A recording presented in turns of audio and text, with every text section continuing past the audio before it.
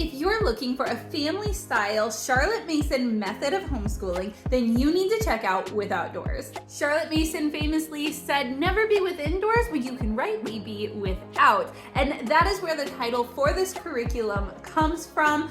Charlotte Mason is supposed to be a very simple learning style for your children, and yet I have found that for parents, it can be really hard putting together all of the things that you're gonna need and making sure that you're doing it right, that you have the right composers, the right artists, the right poems. In the back of this book, which we will get to later, everything is there that you need. You just have to flip from the lesson portion to the back and do your picture study. This makes it so much more simple for you as the homeschool parent. This is very open and go and almost all-inclusive, but we will get to that. With Outdoors offers several different curriculums going through different eras in time, but today we're going to be looking at modern America. However, you will see that these books are all set up very similarly, and they are best designed for grades 1 through 8. There are also preschool and kindergarten levels if you are looking more for those levels. And I would say that you could probably tailor this to include your younger children too, but 1st through 8th grade is primarily what you're looking at here. I'm going to give you a very quick overview of what is in this book and what you are going to be needing, and then later on we will look at this a little bit closer. But right away, when you open it up, this is a 28-week course. This right here is a full week. And so what is not is every day, here's what you're going to do on this day, and here's what you're going to do on this day. Instead, it's broken up by subject or category, and you are going to pick what you are doing on each day. Some of the things you might repeat day to day, some you might read this on this day, and then the next line you'll do another day. We'll get into that a little bit more so that you can see it. The flexibility though, and what this allows for your family, whether you want to do a 4-day week schedule or a 5-day week schedule, if you want some days that are a little bit heavier and richer, if you want to do the activities on one day and some lighter things on the other days, you can do that for your family. This curriculum is designed to be a tool for you, not a dictator telling you what to do. And that's what we really want when we are looking for curriculums. We want things that will allow us to tailor our education towards our children's needs and our family's needs.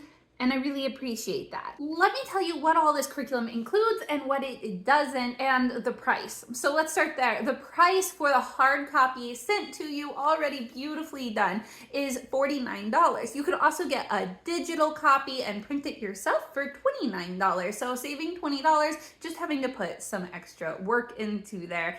If you would like to know what printer I use, I will leave that linked down in the description. I never hesitate with printing my own curriculum. There are some external sources that you will need to go along with it also, and that supply list is listed on the website, so you can see that ahead of time and kind of do the math if you need to. Also on page 18, a lot of these things are just common household or homeschool things that you have anyway. A lot of watercoloring tools, notebooks, canvases. There is a book list that you are going to need. Obviously, we're going to be reading plenty of books.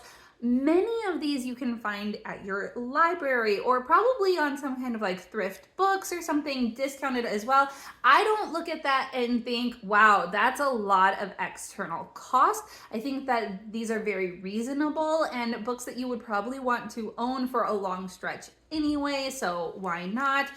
There is also a picture book list that you can find on page 7.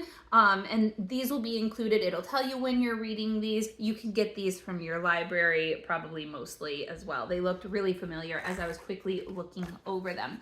The book list is broken down into 3 different categories. You've got your family book list, and these are going to be read alouds. Actually, most of these are read alouds, elementary book list, and middle school. And as we get into it, you'll see where those are listed separately. So if you have elementary kids, you're gonna want those books. If you have middle school kids, you're gonna want some of those middle school books. You could pick, if you have a mix of those, which one are you going to do? So just know that like you might not be doing all of the books that are listed there. It really depends on your family. Subjects included are Bible, U.S. history, obviously with modern American history, geography, U.S. geography. There's some enrichment in there, which is going to be like your handicrafts, some extra reading, sometimes making a treat, literature, and then copy work, narration involved in that, and nature study.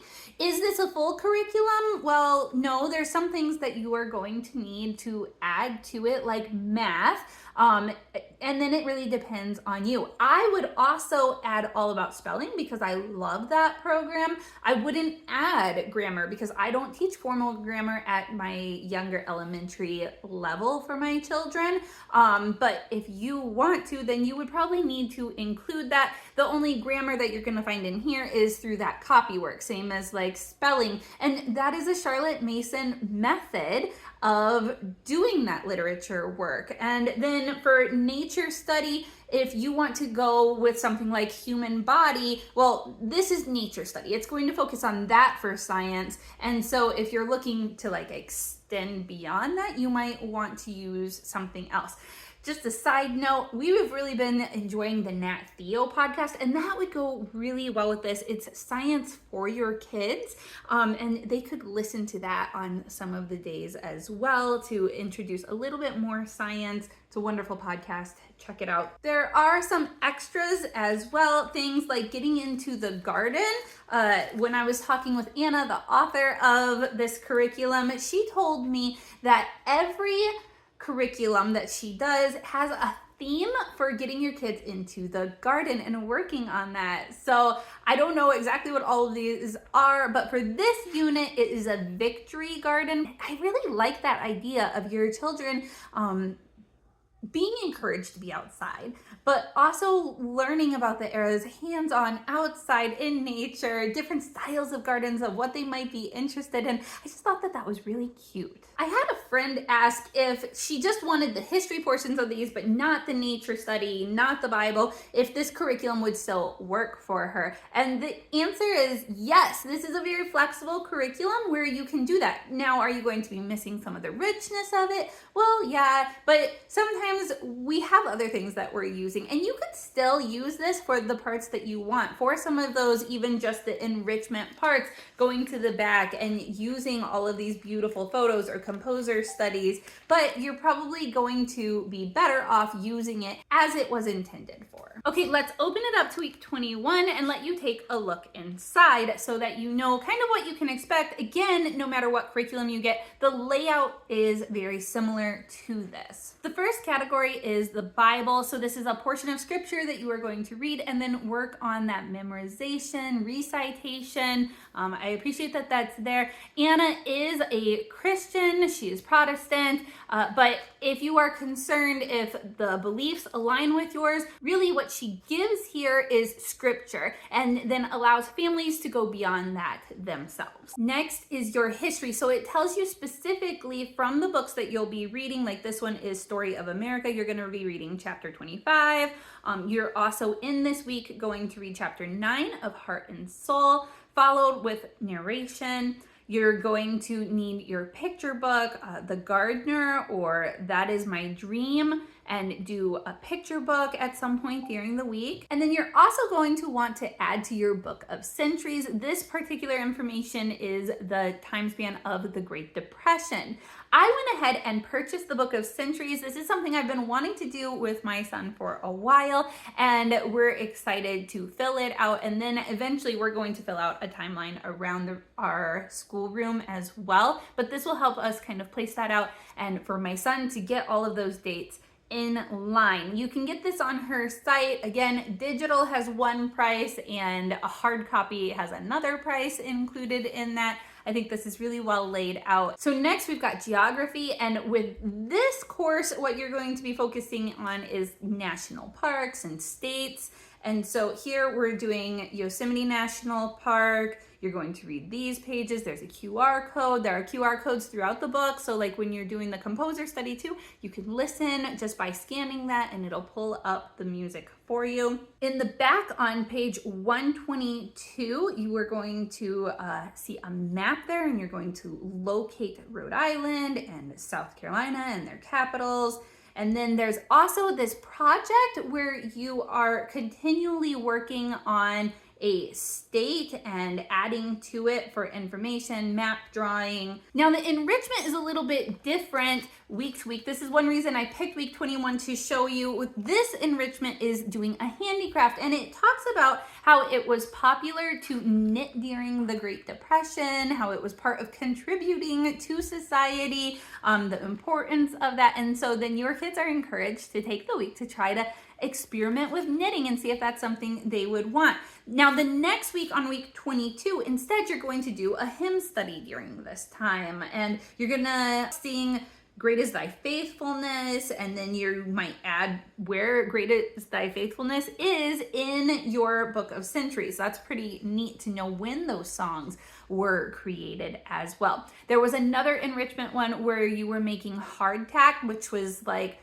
what the soldiers were eating at that time, and so you might be making some recipes as well. This enrichment one really changes up what there is. On the next page, we have our literature. This is what we're going to be doing for read alouds. So this is chapters 1 through 3 of Rabbit Hill, or for middle school, you might be doing Roll of Thunder. Then you're going to do your copy work. And so the copy work comes from the literature, and then depending on your kids' ages, for primary, they're just simply going to copy No Thanks. For elementary, There Is Enough for All. And then for middle school, they would be copying, this looks like 2 sentences from Roll of Thunder, Hear My Cry. Next, you're gonna need your narration book. This is a journal that has like a blank spot at the top and then writing lines at the bottom. And for this topic, the child is going to tell about the Great Depression in their own words. This is telling back what they learned, and so they can draw a picture and then fill out what that was. If your children are younger too, they can just tell you. You could also write it down and just have them draw a picture. I love notebooks like this. We use them in our house. Even if you don't go with this curriculum, you should implement a journal, something like this. And then lastly is the nature study. So here the elementary level is reading chapter 9 of Among the Farmyard People. Pagoo is another science book that your kids are going to be doing. Same author as like Men of the Mississippi and Paddle to the Sea. They're so science rich in these books. They're such a cool way to learn science through literature. So that's what you're going to be doing with these books, followed always with narration. For your middle school, they're going to do something a little bit different there. Then another option, so another day, you're going to nature journal. And then the last thing there is look on page 123 and 24. So let's flip there. Find the state bird, the flower, Rhode Island and South Carolina. Study the birds and flowers. Brush draw a bird or flower in your nature journal. So you are getting art in there as well. Let me quickly just show you a little bit more of like the poetry in the back. Here's some of the art. You're going to be doing like the artist study and then studying the art, composer study, and then listening to their pieces. This is just kind of what you can expect in the back of these books. 2 more things to throw in there. There is a QR code to listen to a song about the timeline. We haven't done this yet, but I'm excited to check it out. And then there is also exams at the end of each term. So these are weeks that aren't built into that initial 28 weeks, but then this is how you use it too. It could just be oral, having your children tell you back what they've learned over the last term, or you could have them write it out and then keep that as kind of a memory as well as what you guys were learning. You can save these things as kind of your proof if you need that for your homeschool of what your child was learning, or you don't have to. This curriculum review was requested by a viewer, so always let me know down below if there's something more you would like to see. It gives me serious FOMO. I want to figure out how we are going to be implementing this curriculum into our homeschool. I need to go watch my own video on how to deal with FOMO as all these curriculum reviews are coming out. Also, if you're looking for another curriculum that is literature rich, I have several more reviews of other curriculums for that, and you can click here to see one of those. Bye, guys.